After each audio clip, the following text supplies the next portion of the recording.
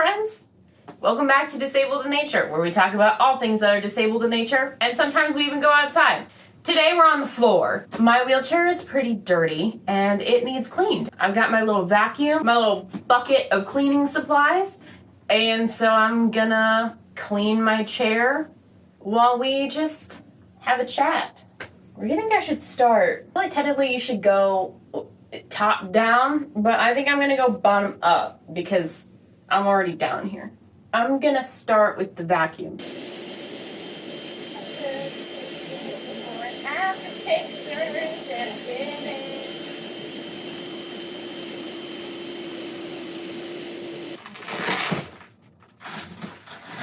The thing I wanted to chat about was an experience that I had over this past weekend. I was at a bridal shower for one of my high school friends.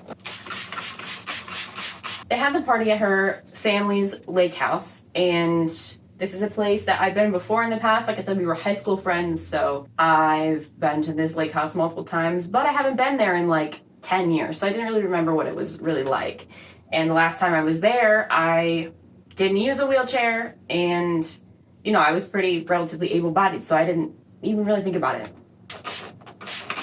Got a crevice brush. Before I go to a place, I always try and check for the accessibility, and my friend's mom, who is putting the shower together, sent videos to my mom to make sure that the pathway to get into the lake house was going to be accessible, and that I was going to be able to get in there with my wheelchair, which was very sweet. But I guess she also could have sent them to me.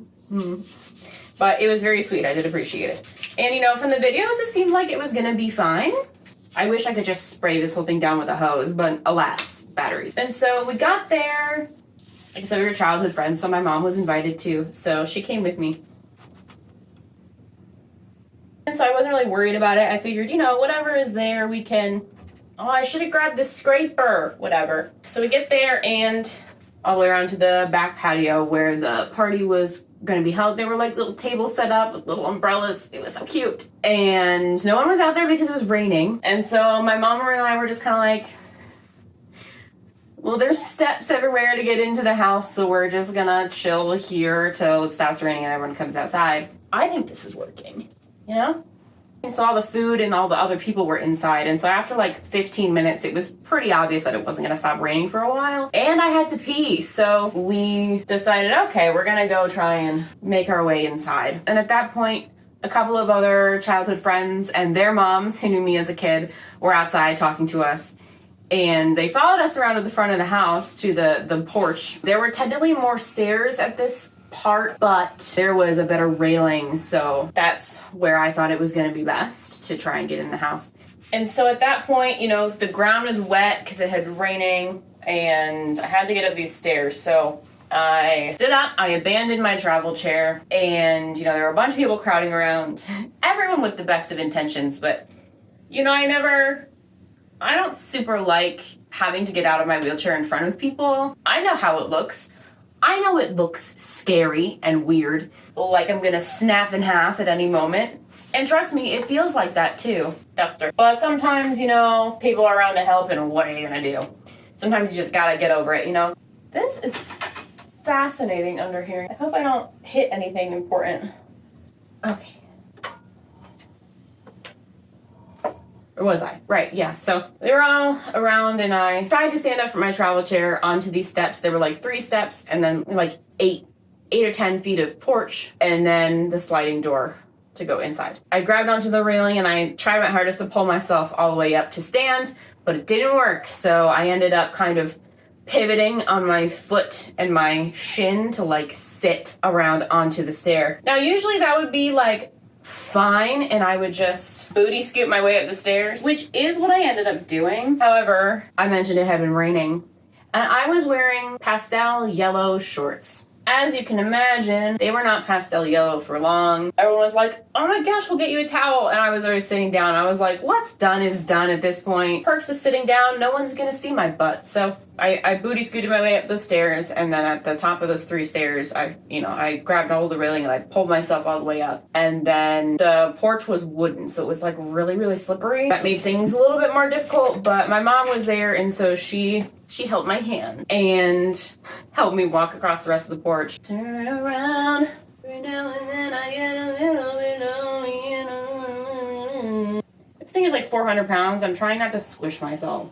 Yeah, so I got up and I got in. I was able to go pee inside, even though it's an old house. So, like, the doorways are all really narrow. The hallway was surprisingly wide. I had to stand up to, like, walk in the bathroom. My friend's mom was like, "Can you fit?" And I was like, "No." And she was like, "Oh, you want to take the door off the hinges?" I was like, "No, that's okay. I'll just stand up. It's fine." And then a little bit later, we had to do the process in reverse, but like out a different door, and it was much easier. It mostly needs a dusting, you know? You see this here and this here? They're not supposed to be white. That is just the color of my walls that I run into. You should see the other guy. I have a couple of points for telling this story. One is that the U.S. housing stock is woefully inaccessible. But like new homes being built, I see them all the time. They have like 2 steps up to the porch. Could you not have made that a level like ramp, like a sidewalk ramp up to the door instead of stairs? And it's every house. Am I gonna be able to get it off? Not with this toothbrush, for sure. That leaves people with disabilities, people that need mobility aids specifically, to have to modify their own homes when they buy them. Say hi to Scrub Daddy. So, like, wouldn't it be nice if all houses were just already accessible? So maybe if you become disabled or you get a disabled friend, we could be friends, but only if you have a ramp into your house and I can pee. Oh, I don't know. Might need some power paste. This is not sponsored, but Scrub Daddy, if you want to sponsor me, wildest dreams. This stuff, power paste, is freaking amazing, okay? It's like a magic eraser that actually works. My second point in telling this story is I want to preface this with I do not expect anyone to change their venue for me just because the venue that they chose is inaccessible and I'm invited. Feel how you will about that. Maybe you're like, oh yeah, duh. Why would you inconvenience people like that? And maybe you think like, no, they invited you, they wanted you there, they should take that into consideration. I don't expect it. I wish I could. I wish I didn't feel out of pocket for expecting that, but I do and I would. So I don't. I face a lot of inaccessibility all the time. Every day, and I will figure it out, or I will just not go. I'm super glad that I was invited anyway. What I would have hated would have been like, oh, it's not wheelchair accessible. We'd love to invite Marissa, but she couldn't get in, so we're not going to even extend the invite. That would have been worse. That would have been much worse.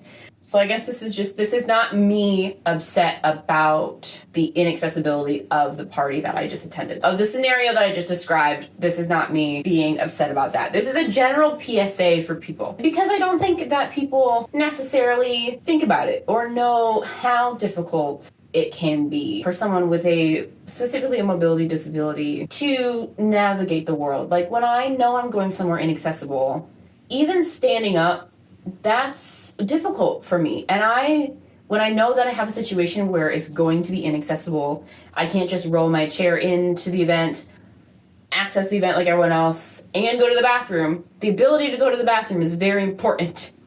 So if I know that I won't be able to do all those things with ease, and that's basically every private place that I go that's not my own home, right? But so when I know that I'm going somewhere inaccessible, I feel anxiety about it for days beforehand. And I know that sounds silly, like, oh, it's gonna take 30 seconds for you to stand up and have someone help you with your chair, and then you just get to sit back down. I don't know what it is about it. I ruminate over it And I don't even have a rational reason why I do it. It's such an uncomfortable feeling to have to leave your mobility device in order to do something. I have anxiety too, but I know the triggers. It's inaccessibility are my triggers for anxiety. And I don't know how I would experience it or how different it would be if I wasn't physically disabled. I always appreciate it when people invite me places that they have taken accessibility into account beforehand. Like when I'm going somewhere with my friends, like out, and they check ahead of time on my behalf if the restaurant or bar or whatever is accessible, my heart can't handle it. There's a scuff here that needs to come out. It needs to come out. My beautiful white chair. But yeah, I just wanted to talk about the mental toll that inaccessibility can take, because it does decrease the amount of enjoyment that I can have when I do things. Like, if I know that something is guaranteed to be accessible the whole way through, I feel like I experience that as a completely different person than I would when I have to worry about inaccessibility. It's just such a freeing thing. It feels really nice to know that they knew you were coming.